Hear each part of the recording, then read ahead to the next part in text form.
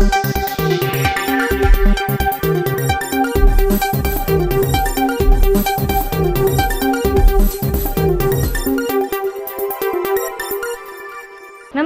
ಈ ನ್ಯೂಸ್ ಟಿವಿಯ ಸ್ಪೀಡ್ ನ್ಯೂಸ್ಗೆ ಸ್ವಾಗತ. ನಾನು ಸ್ಮಿತಾ ಕಮಲ್. ದೇಶ ಮತ್ತು ರಾಜ್ಯದ ಸಮಗ್ರ ಸುದ್ದಿಗಳು ಹಾಗೂ ಸ್ಥಳೀಯ ವಿದ್ಯಮಾನಗಳ ಫಟಾಫಟ್ ಸುದ್ದಿಗಳು.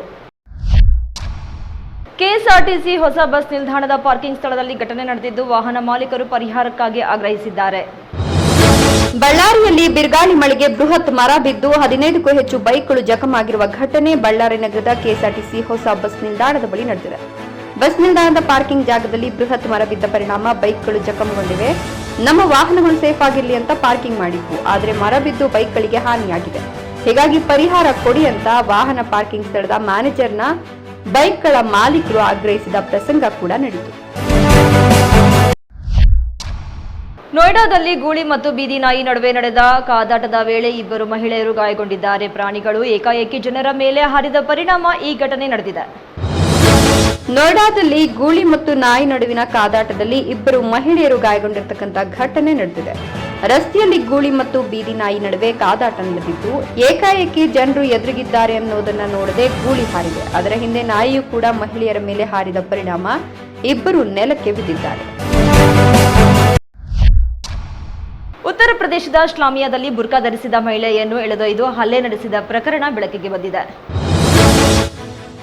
ಉತ್ತರ ಪ್ರದೇಶದ ಶಾಮ್ಲಿಯಲ್ಲಿ ವ್ಯಕ್ತಿಯೊಬ್ಬ ಹೊಂಚು ಹಾಕಿ ಕುಳಿತು ಬುರ್ಕಾ ಧರಿಸಿರುವ ಮಹಿಳೆಯನ್ನ ಎಳೆದೊಯ್ದು ಕೈ ಟ್ವಿಸ್ಟ್ ಮಾಡಿರತಕ್ಕಂತ ಘಟನೆ ನಡೆದಿದೆ. ಆರೋಪಿಯನ್ನ ಮಂಜೀತ್ ಅಂತ ಗುರುತಿಸಲಾಗಿದೆ. ಮಹಿಳೆಯನ್ನ ಎಳೆದೊಯ್ದು ಕೈ ಟ್ವಿಸ್ಟ್ ಮಾಡಿ ಆಕೆಗೆ ಒದ್ದು ಅಲ್ಲಿಂದ ಓಡ್ ಹೋಗಿದ್ದಾನೆ. ಬಳಿಕ ಅಲ್ಲೇ ಇದ್ದವರು ಆ ಮಹಿಳೆಯ ಆರೋಗ್ಯ ವಿಚಾರಿಸುತ್ತಿರುವುದು ಹಾಗೂ ಘಟನೆ ಬಗ್ಗೆ ವಿವರ ಕೇಳ್ತಿರೋದನ್ನ ವಿಡಿಯೋದಲ್ಲಿ ಕಾಣಬಹುದು.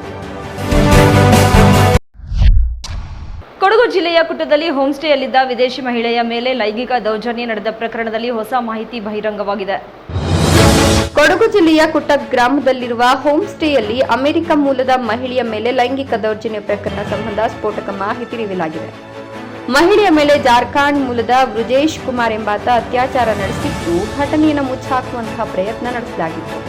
ಹೀಗಾಗಿ ಬರೋಬ್ಬರಿ 3 ದಿನಗಳ ಕಾಲ ವೈಫೈ ಸಂಪರ್ಕವನ್ನು ಕಡಿತಗೊಳಿಸಿ ಸಂತ್ರಸ್ತೆಗೆ ಹೊರಗಿನ ಸಂಪರ್ಕ ಸಿಗದಂತೆ ನೋಡಿಕೊಳ್ಳಲಾಗಿತ್ತು ಅಂತ ಆರೋಪಿಸಲಾಗಿದೆ. ರಾಜ್ಯದಲ್ಲಿ ಬಿಸಿಲಿನ ತಾಪ ಹೆಚ್ಚಾಗುತ್ತಿರುವ ನಡುವೆಯೇ ಹವಾಮಾನ ಇಲಾಖೆ ಎಲ್ ನೀನೋ ಪರಿಣಾಮ ಬಗ್ಗೆ ಎಚ್ಚರಿಕೆ ನೀಡಿದೆ. ಕರ್ನಾಟಕದಲ್ಲಿ ಸೂರ್ಯನ ತಾಪ ದಿನದಿಂದ ದಿನಕ್ಕೆ ಹೆಚ್ಚಾಗ್ತಿದ್ದು ಜನಜೀವನ ಅಸ್ತವ್ಯಸ್ತಗೊಂಡಿದೆ. ಇಂತಹ ಸಮಯದಲ್ಲಿ ಹವಾಮಾನ ಇಲಾಖೆಯು ಎಲ್ ನಿನೋ ಸುಳಿವು ನೀಡಿದ್ದು ಜನರಲ್ಲಿ ಮತ್ತಷ್ಟು ಆತಂಕ ಮೂಡಿಸಿದೆ. ಪೆಸಿಫಿಕ್ ಸಾಗರದ ಉಷ್ಣಾಂಶದಲ್ಲಿನ ಏರಿಕೆಯಿಂದ ಉಂಟಾಗುವ ಈ ಹವಾಮಾನ ವೈಪರೀತ್ಯವು ಭಾರತದ ಮುಂಗಾರು ಮಳೆಯ ಮೇಲೆ ಗಂಭೀರ ಪರಿಣಾಮ ಬೀರಲಿದೆ ಅಂತ ತಜ್ಞರು ಎಚ್ಚರಿಕೆ ನೀಡಿದ್ದಾರೆ. ರಾಜ್ಯದ ವಿವಿಧ ಭಾಗಗಳಲ್ಲಿ ಮುಂದಿನ ಕೆಲವು ದಿನಗಳಲ್ಲಿ ಗುಡುಗು ಸಹಿತ ಹಗುರ ಮಳೆಯಾಗುವ ಸಾಧ್ಯತೆ ಇದೆ ಎಂದು ಹವಾಮಾನ ಇಲಾಖೆ ತಿಳಿಸಿದೆ.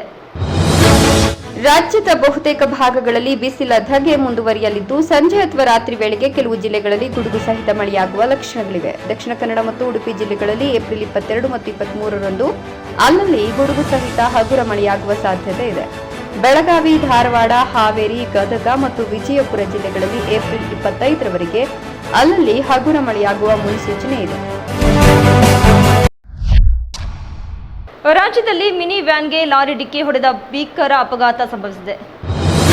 ಹೆದ್ದಾರಿಯಲ್ಲಿ ಮಿನಿ ವ್ಯಾನ್ ಒಂದು ತಿರುವು ಪಡೆಯುತ್ತಿದ್ದ ಸಂದರ್ಭದಲ್ಲಿ ಹಿಂದಿನಿಂದ ಅತಿ ವೇಗವಾಗಿ ಬಂದ ಲಾರಿಯೊಂದು ಮೃತ್ಯುವಿನಂತೆ ಎರಗಿ ಭೀಕರ ಅಪಘಾತ ಸಂಭವಿಸಿದೆ. ಲಾರಿ ಡಿಕ್ಕಿ ಹೊಡೆದ ರಭಸಕ್ಕೆ ಮಿನಿ ವ್ಯಾನ್ ಕ್ಷಣಾರ್ಧದಲ್ಲಿ ಪುಡಿ ಪುಡಿಯಾಗಿದ್ದು, ನಿಯಂತ್ರಣ ತಪ್ಪಿದ ವಾಹನವು ಎದುರಿನಿಂದ ಬರ್ತಿದ್ದ ಬೈಕ್ ಸವಾರನಿಗೂ ಜೋರಾಗಿ ಅಪ್ಪಳಿಸಿದೆ.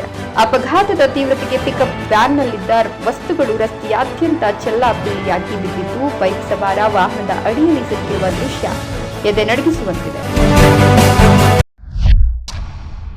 ಬೆಂಗಳೂರು ವಿಕ್ಟೋರಿಯಾ ಆಸ್ಪತ್ರೆಯಲ್ಲಿ ವೈದ್ಯಕೀಯರ ನಿರ್ಲಕ್ಷ್ಯದಿಂದ ವ್ಯಕ್ತಿಯೊಬ್ಬರು ಸಾವನ್ನಪ್ಪಿದ್ದಾರೆ ಎಂಬ ಭೀಕರ ಆರೋಪ ಕೇಳಿಬಂದಿದೆ. ವೈದ್ಯು ನಾರಾಯಣ ಹರಿ ಎಂಬ ಮಾತಿದೆ. ಎಂತಹ ಸ್ಥಿತಿಯನ್ನು ರೋಗಿಯನ್ನ ಪ್ರಾಣಾಪಾಯದಿಂದ ಪಾರು ಮಾಡುವ ಕಾರಣ ದೇವರಿಗೆ ಅವರನ್ನ ಹೋಲಿಸಲಾಗ್ತದೆ. ಆದರೆ ಕೆಲವೊಮ್ಮೆ ಇದೇ ವೈದ್ಯರು ರೋಗಿಗಳ ಪಾಲಿಗೆ ಯಮನಾದ ಉದಾಹರಣೆಗಳು ಇವೆ. ಎಂಥದ್ದೇ ಆರೋಪವೊಂದು ಈಗ ಬೆಂಗಳೂರಿನ ವಿಕ್ಟೋರಿಯಾ ಆಸ್ಪತ್ರೆ ವೈದ್ಯರ ವಿರುದ್ಧ ಕೇಳಿಬಂದಿದೆ. ಡಾಕ್ಟರ್ ನಿರ್ಲಕ್ಷ್ಯಕ್ಕೆ ಮರ್ಮಾಂಗದ ಬಾಧೆ ತಾಳಲಾರದೆ ವ್ಯಕ್ತಿಯೊಬ್ಬ ನರಳಿ ಪ್ರಾಣ ಬಿಟ್ಟಿದ್ದಾನೆ ಅಂತ ದೂರಲಾಗಿದೆ. ಇದು ಇಡೀ ವೈದ್ಯ ಲೋಕವೇ ತಲೆ ತಗ್ಗಿಸುವಂತಹ ಅಮಾನವೀಯ ಘಟನೆ ಎಂಬ ಮಾತುಗಳು ಕೇಳಿಬಂದಿವೆ. ಪ್ರಧಾನಿ ನರೇಂದ್ರ ಮೋದಿ ಕುರಿತು ಕಾಂಗ್ರೆಸ್ ಅಧ್ಯಕ್ಷ ಮಲ್ಲಿಕಾರ್ಜುನ ಖರ್ಗೆ ನೀಡಿದ ಹೇಳಿಕೆಗೆ ಬಿಜೆಪಿ ತೀವ್ರ ಆಕ್ರೋಶ ವ್ಯಕ್ತಪಡಿಸಿದ್ದು ಚುನಾವಣಾ ಆಯೋಗಕ್ಕೆ ದೂರು ಸಲ್ಲಿಸಿದೆ. ಪ್ರಧಾನಿ ನರೇಂದ್ರ ಮೋದಿಯನ್ನ ಭಯೋತ್ಪಾದಕ ಅಂತ ಕರೆದ ಮಲ್ಲಿಕಾರ್ಜುನ ಖರ್ಗೆ ಅವರ ವಿರುದ್ಧ ಬಿಜೆಪಿ ತೀವ್ರ ಆಕ್ರೋಶ ಹೊರಹಾಕಿದೆ. ಕೂಡಲೇ ಕಾಂಗ್ರೆಸ್ ಅಧ್ಯಕ್ಷರು ಸಾರ್ವಜನಿಕ ಕ್ಷಮೆ ಯಾಚಿಸುವಂತೆ ನಿರ್ದೇಶಿಸುವಂತೆ ಭಾರತೀಯ ಜನತಾ ಪಕ್ಷ ಇಂದು ಚುನಾವಣಾ ಆಯೋಗಕ್ಕೆ ದೂರು ಸಲ್ಲಿಸಿದೆ. ಕೇಂದ್ರ ಸಚಿವರಾದ ನಿರ್ಮಲಾ ಸೀತಾರಾಮನ್, ಕಿರಣ್ ರಿಜಿಜು ಮತ್ತು ಅರ್ಜುನ್ ರಾಮ್ ಮೇಘವಾಲ್ ಅವರನ್ನೊಳಗೊಂಡ ಬಿಜೆಪಿ ನಿಯೋಗ ಬುಧವಾರ ಈ ವಿಷಯವನ್ನು ಎತ್ತಲು ಚುನಾವಣಾ ಆಯೋಗವನ್ನು ಭೇಟಿ ಮಾಡಲಿದೆ ಅಂತ ಬಿಜೆಪಿ ತಿಳಿಸಿದೆ. ಚಿಕ್ಕಮಗಳೂರಿನಲ್ಲಿ ಕಾಡು ಕೋಣಗಳ ಹಾವಳಿ ಹೆಚ್ಚಾಗಿ ಟೀ ಎಸ್ಟೇಟ್ಗಳಲ್ಲಿ ದಾಂಧಲೆ ನಡೆಯುತ್ತಿವೆ. ಚಿಕ್ಕಮಗಳೂರಿನಲ್ಲಿ ಕಾಡು ಕೋಣಗಳ ಹಾವಳಿ ಹೆಚ್ಚಾಗಿದ್ದು ಟೀ ಎಸ್ಟೇಟ್ಗಳಲ್ಲಿ ದಾಂಧಲೆ ನಡೆಯುತ್ತಿದೆ. ಇತ್ತೀಚೆಗೆ 2 ಕಾಡು ಕೋಣಗಳ ನಡುವಿನ ಕಾದಾಟದಲ್ಲಿ ಒಂದು ಸಾವನ್ನಪ್ಪಿದ್ದು, 3 ದಿನಗಳ ಹಿಂದೆ ಕಾಡು ಕೋಣ ದಾಳಿಗೆ ಯುವಕನೊಬ್ಬ ಬಲಿಯಾಗಿದ್ದು ಸ್ಥಳೀಯರಲ್ಲಿ ಆತಂಕ ಸೃಷ್ಟಿಸಿದೆ. ಕಾಫಿನಾಡು ಚಿಕ್ಕಮಗಳೂರಿನಲ್ಲಿ ಕಾಡಾನೆಗಳ ಬಳಿಕ ಕಾಡು ಕೋಣಗಳ ಹಾವಳಿ ಹೆಚ್ಚಾಗಿದ್ದು, ಟೀ ಎಸ್ಟೇಟ್ನಲ್ಲಿ ದಾಂಧಲೆ ನಡೆಸುತ್ತಿರುವ ಈ ಕಾಡು ಕೋಣಗಳು ಟೀ ಸೊಪ್ಪನ್ನ ತುಳಿದು ನಾಶ ಮಾಡುತ್ತಿದೆ. ಈ ನ್ಯೂಸ್ ಟಿವಿಯ ಸ್ಪೀಡ್ ನ್ಯೂಸ್ ಜೊತೆಗೆ ತಪ್ಪದೆ ವೀಕ್ಷಿಸಿ. ಈ ನ್ಯೂಸ್ ಟಿವಿಯ ಮುಖ್ಯ ಸಂಚಿಕೆ ರಾತ್ರಿ 8:30ಕ್ಕೆ.